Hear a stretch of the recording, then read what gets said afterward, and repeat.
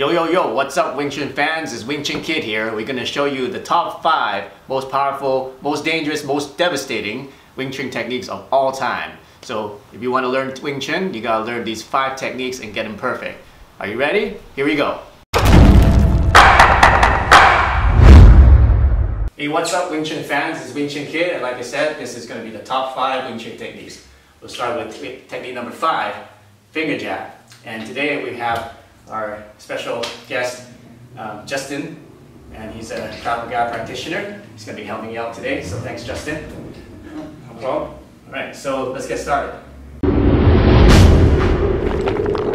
Okay, BUG or finger jab. There's a few ways you can use this. Number 1 is with a closed hand position. Your fingers are together, your thumb is tucked in. Make sure your thumb is not open or else you hit something.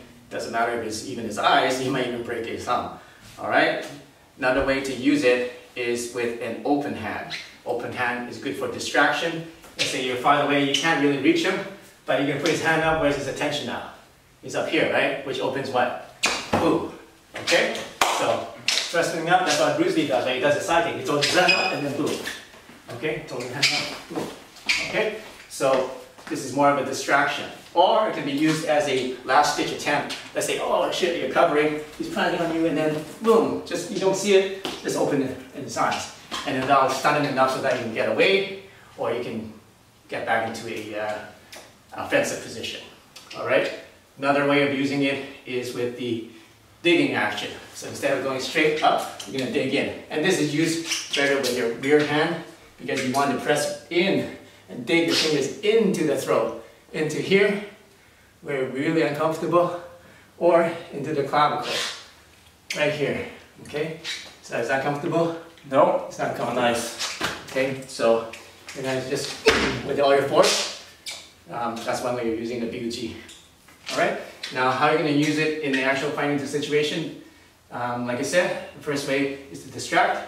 Second way is to become a preemptive strike. So a lot of techniques and a lot of especially Krav Maga, they use this as a preemptive strike. Okay, today?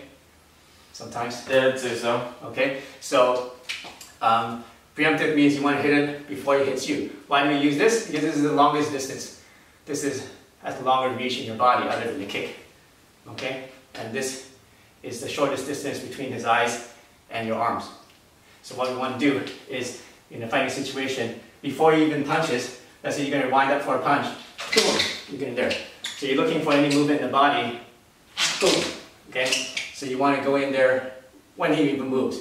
And before he's there, you move, he's already there. I mean, you're already there, okay? The secret to this is to keep your hands low. They say in boxing, always keep your hands up. But in this case, we're not in striking range yet. All right, so how do you use this in a fighting situation? Tactically, this is what you can do. You can use it, as I said before, as a distraction. So when his attention is here, you attack low. Right? His attention is here, you attack low. Alright? Another way to use it is as a preemptive strike. So this is the shortest distance between your arms and his eyes. This is the longest reach. So we use this as a preemptive strike. Where do you want to go? To the eyes, obviously. So how do you train this? If you want to strike it preemptively before he even moves. Okay? Okay, so if he's usually in a street fight, the people are not going to jab. They're going to do stuff like that, right? So when he opens up, you go straight in. You get into the circle, and you get into his eyes. You don't even need to be this close. You can be far away and you can do it. All right? So now when you can't hit him before he hits you, and he attacks you at the same time, a couple ways you can do it. First way is to see whether his hand is starting at a high position here, or starting at a low position here. If he's starting at a higher position, what you can do is duck, move, and attack this way. So coming from the camera, I'm going to raise my shoulder to protect the side of my head, and then I'm going to use this whole arc as a shield, and I'm going to use this as the attack. So you see his hands high, you can go straight in and attack this way. Now if his hand's starting low, okay, you can go this way and go up over top and cut into his arm to redirect it, and at the same time go for his eyes. Okay, so one more time, see where it's low right now. It's high or low? I don't know, somewhere in the middle. So I'm going to go underneath. Okay, so it's lower, I go, see, I'm gonna hit him before he's gonna hit me. I'm in here before he attacks. Now, if he has a lot of strength and this doesn't go through, like boom, he gets stuck here. Perfect. I use this force. Boom, chop, boom. Right? Okay, so one way of Yuji. Okay, and we'll show you how to do that other cool Wing Chun stuff later. Alright, thanks Justin. Alright, technique number 4 is going to be the Stomp Kick. Boom.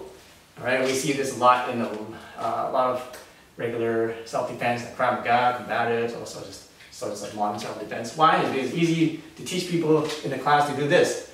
It doesn't take much training. You can just go boom. Okay? So where do you want to use the target? I mean, use the striking. Ideal place would be the knee, because if he's in a fighting position, where's the closest place I can stop? It's kind of hard to reach the feet, right? It's kind of hard to reach the groin, right? The closest place would be 3. You see, I can reach it easily, right? So one place is to do it is the knee.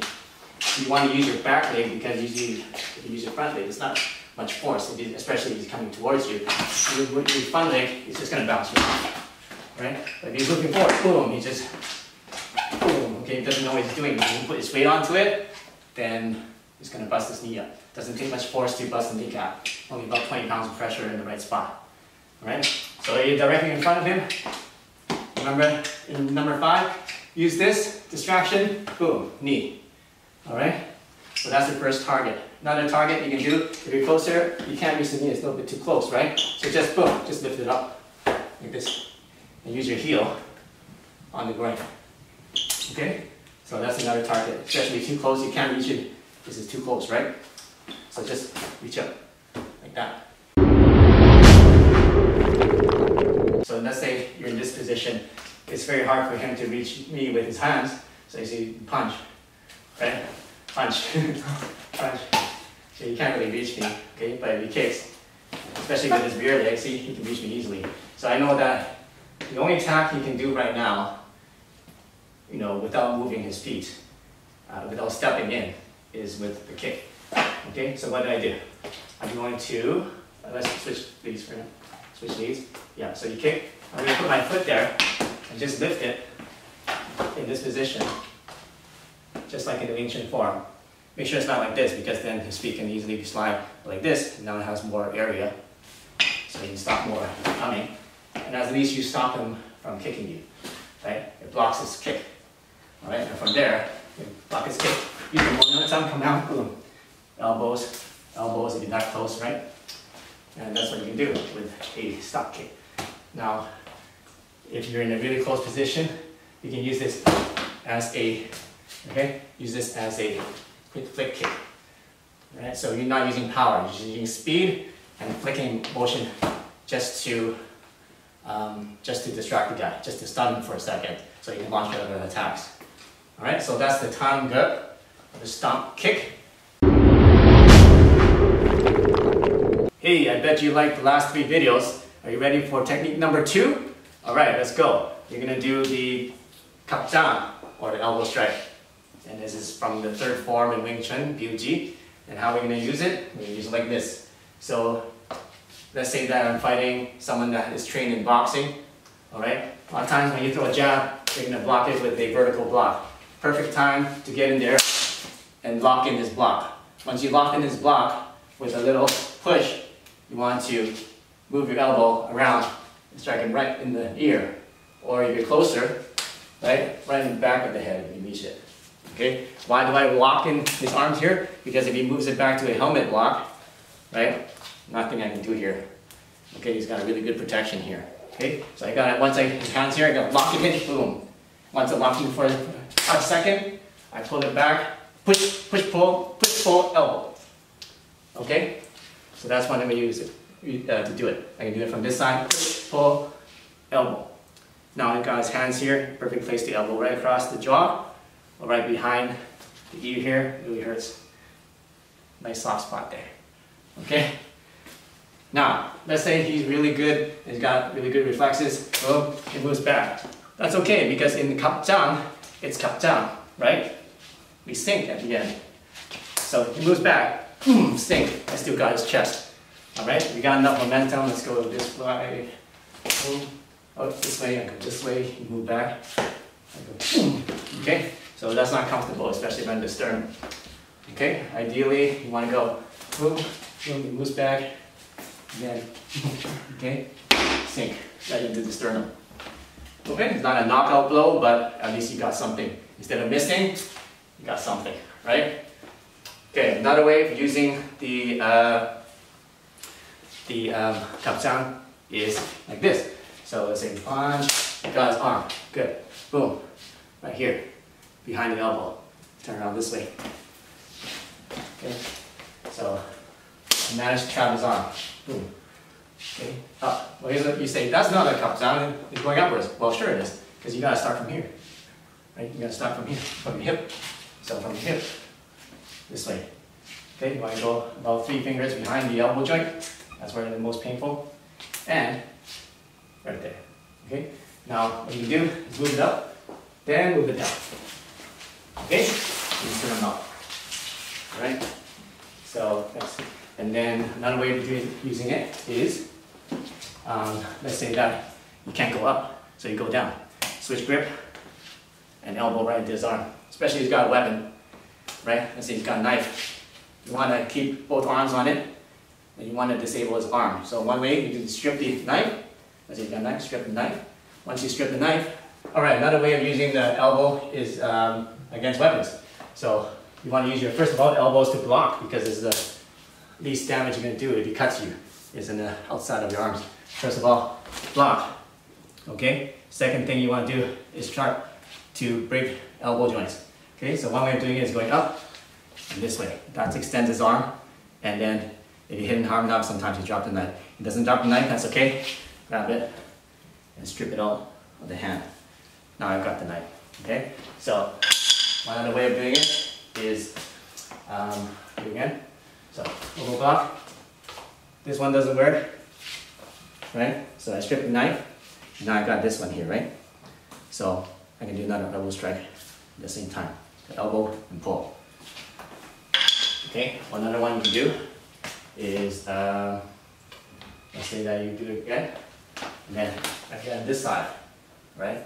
So you do a kick, and then another elbow strike to the arm here. And then I can do it this way, okay? And strip the knife. Right? So elbows are very useful against weapons, because you don't want to use your hands to block a knife, because obviously you're going to get cut. If you use elbows and your forearms to block at least deflect knives, you got a lot better chances of surviving a knife attack. And it's really useful for breaking elbows, especially if you got in this position, boom, right in the elbows. Okay, especially if he's holding tight, you can't strip it, you want to loosen up the arm, boom, right in the elbow joint there. Right, so that's some ways you can use the Kao Cao. Hey, as promised, we got the #1 technique in Wing Chun that I like is the chain punch or the straight punch. How do you use it? Well, in a fighting situation, you just want to go and blast it in there. Alright, that's one of the only ways you can use a straight chain punch. Why? It's because if you stand still, he's just going to move back, right? And look, he can punch me with his long punch, and I got this short punch, which is useless in a long distance. The only way you can use this is if you close in. So you punch in, shield, and then punch like that, okay? So what you want to do is you see the attack coming, holy shit, shield, punch, punch, punch, punch, get in close, okay? That's what you want to do, okay? So full speed would be like this, you're attacking, right? Okay? You don't want to finish the guy with a chain punch. What you use a chain punch for is just to get him to block and get on a defensive mindset, right? Okay, I'm just laughing, right? But, you know, a little bit distracting, isn't it? Yeah, it is. Okay? Now, I'm just laughing, but imagine I'm punching him.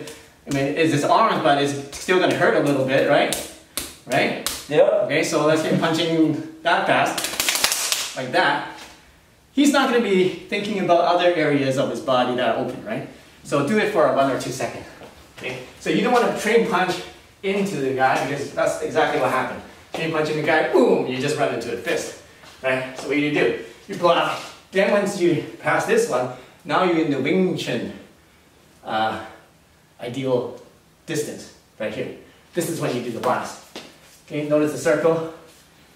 Okay, because at the same time I'm punching, I'm also blocking this hand from coming up again. Right? Okay, notice if I do that, you can kind of go out around, but that's okay. If it goes around, I'm going straight. I'm going straight. Okay, so that's how you use the chain punch. Alright, as a distraction and as a way to dominate the fight. Hey man, thanks for watching this video. Thanks Justin for helping me out in this video. Yep, anytime. Yeah. And if you like this video, then subscribe if you haven't already to this channel. We're going to come up with new stuff regularly, and we're open to suggestions and questions and FAQs. So send them my way, and make sure you comment, like, or subscribe. And if you're serious about learning Wing Chun, make sure you take my course and check it out. So see you soon.